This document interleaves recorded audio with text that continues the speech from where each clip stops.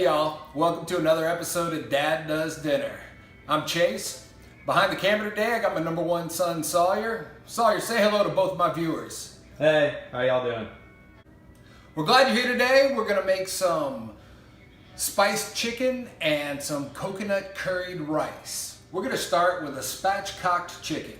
That means I took the backbone out of it and now I have it nice and flat, and this way it'll cook evenly. All right, we're gonna start by toasting some spices for our compound butter that we're gonna use to season the chicken.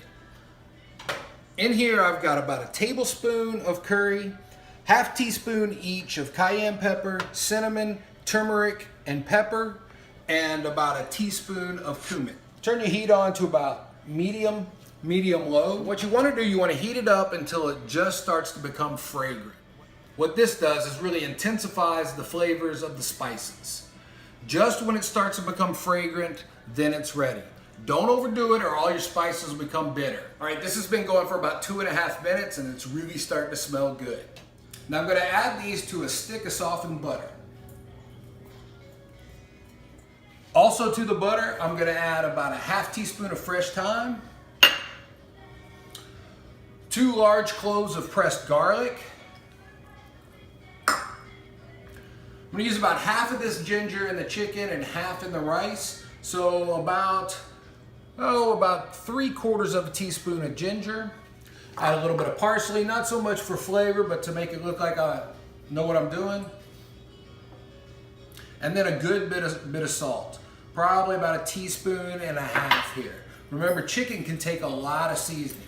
And the butter that I use, it's also salted butter. Then we just mix this up. You may notice I'm not wearing my wedding ring today. No, it's not because my wife left me. It's because I'm gonna be stuffing this compound butter into this chicken and it gets kind of messy. Once it looks like all the spices have been worked into the butter, you're gonna take the butter and you're gonna put it under the skin of the chicken. So I got my chicken ready to go. I'm gonna go ahead and run my fingers up here and make sure that the skin is separated from the meat. All right, and then you just start filling it up, okay? You want this on underneath the skin, so as it cooks, it really works its way into the meat. It makes for a really flavorful chicken. If you put a lot of butter on the outside of the skin, you'll end up burning it. So we're gonna work this all the way into the chicken. All right, so I got my compound butter stuffed under the skin, all over the chicken. Make sure especially you get down under the legs and down into the thighs. If you want to go ahead and do this the night before, that would be great. The longer this can sit, the more that meat has a chance to absorb the flavor. However, doing it right before, you'll still have a great tasting bird. Now we're still living in these crazy times where we are kind of isolated from one another, not doing a whole lot of socializing these days. I'd like to give a shout out to all our first responders, our medical personnel, and all of those people who are working to keep those grocery stores stocked for us right now. Thank you all. I'd also like to give a shout out to Mike and the gang out at One Arm Brew and Barbecue in San Angelo, Texas. Hey Mike, what y'all got going on? Hey, how's it going? Mike from One Arm Brewing here. We got a special coming up. Video will probably post tomorrow, but it's gonna be good. You're not gonna wanna miss it. What do you get when you combine some chickens, some cans of beer, a little salt and pepper, and some of One Arm's own glorious barbecue rub? That's what you're gonna get. And don't forget, every time you eat at One Arm Brewing and Barbecue, get our endless sausage spread. Tomorrow we're gonna be going with Opa's chicken sausages, a little bit of poblano and Monterey Jack and Hope the world is treating you okay. Stay tuned for this awesome cook because it's going to be really, really good. We'll see you soon. Man, that sounds really good. Remember, One Arm Brew and Barbecue, home of the all-you-can-eat endless sausage platter. All right, let's get started on our rice. Okay, I got my veggies going for the coconut curried rice that my wife also calls confetti rice. You dice up all your vegetables nice at the same size. You got lots of different colors in here. It kind of looks like confetti. We started with about 1.5 tablespoons of butter, along with about a 1/2 tablespoon of olive oil. And then I added to this onions, a bell pepper, stalk of celery, a carrot, the stalk from the crown of broccoli. Because while you're sauteing vegetables, you always want to add a little bit of salt. It brings out the sweetness of the vegetables. And we just want to get this to start to sweat before we add the rest of our ingredients. All right, now we're going to go ahead and add the spices. In here, I got a healthy tablespoon of curry powder, a pinch of salt and pepper, half teaspoon of turmeric, and about a half teaspoon of cinnamon. Just put those in. Okay. I had 2 large cloves of garlic that I chopped up. Those go in. That's probably about a tablespoon of garlic. All right. We're going to put the other teaspoon of ginger in this. I'll let that go a little bit. All right, look how all that's coming together nicely. Now I'm going to go ahead and add my rice. This is 1.5 cups of brown jasmine rice. Really, any type of rice that you like will work in this dish. So we're going to let that go in. So I'm going to get that mixed up nicely. We're going to let that go for a couple of minutes. And I'm going to turn up the heat a little bit. And I want that rice to toast a little bit. And that'll give it a more nutty flavor. Okay, this has become really fragrant. All right, so now I'm going to add my liquid. So in here I've got just under 4 cups of liquid. It's half coconut milk and half turkey broth. It's some homemade turkey broth that we had. Remember, whenever your recipe calls for water, use broth instead, and you'll get bigger flavor out of it. If you don't have fresh homemade broth, that's fine. A boxed broth will work. Just get whatever you like. Chicken broth obviously will work well in this dish. I'm going to get this going, and just when it starts to simmer, I'm going to add my broccoli. But look at that color. Doesn't that look good? Now really into this, you can add anything you want. Some toasted pine nuts would be really good. Some golden raisins would also be good. I'm always changing up what I'm doing with my rice. Have some fun with it. All right, my liquid's just starting to simmer. So I'm going to turn off the heat. I'm going to add my broccoli. Now I put my chicken on a baker's rack. So I'm going to lay this over my skillet. If you don't have a skillet big enough, you can also use a 9x13 pan, and that will work very well. Now we're going to put this into a 350 degree oven.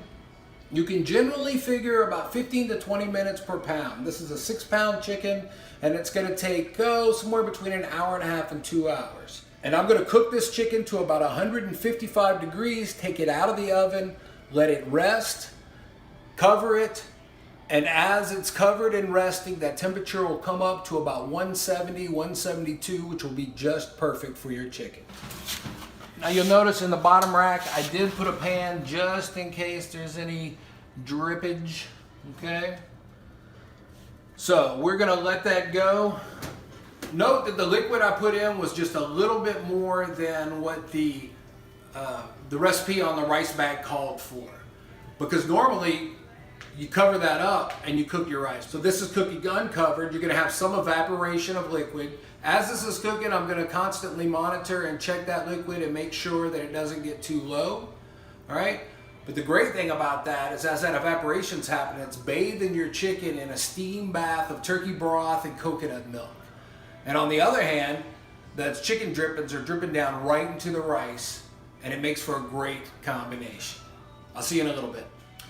All right, our temperature has come up to 155. As it was cooking, I did check the liquid level in the rice, and everything was going good. I didn't have to add any. Remember, all those vegetables we added also adds liquid to the rice.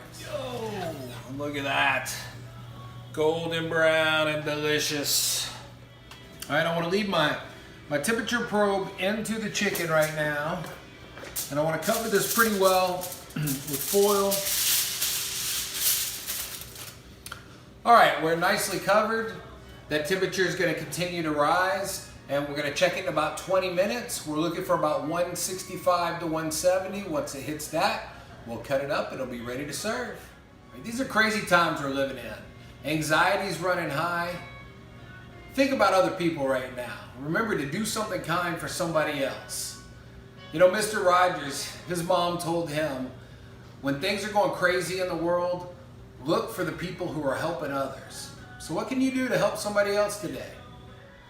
All right, our chicken temperature is steadily rising. We're at about 163 right now. And now we're gonna fluff the rice and check it for seasoning. Oh, that was good. The seasoning's good. I think it could use a little sweetness. So I'm gonna add some of our good local honey. So we're just gonna give it a little drizzle. The sweetness of the honey is really gonna make that coconut milk pop. Probably adding about a teaspoon and a half of honey here. This is from our good friend Kelly. She makes this honey.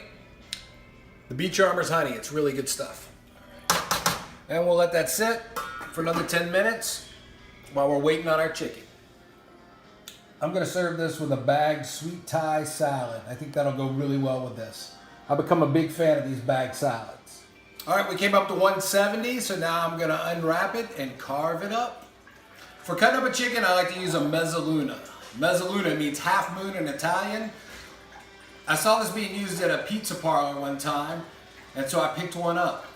I've also found it's great for cutting up chicken. Now you can get these pretty cheap on Amazon, and when I say pretty cheap, I don't mean pretty cheap for a big TV star like me. I mean you can get it for around $15. All right, here we go. Oh. Cuts right through. And then I go for the thighs. I like to keep the leg and thigh together.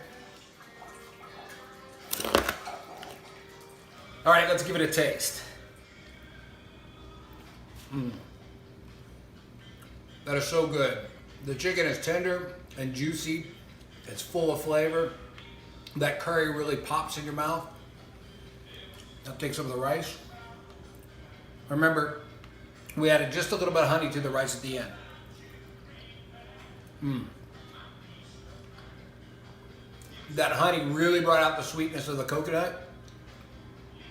Very tasty. So there you go. Some spiced chicken with some confetti curried coconut rice. Now y'all be good out there, and remember, you can't spell coronavirus without anus. Happy eating.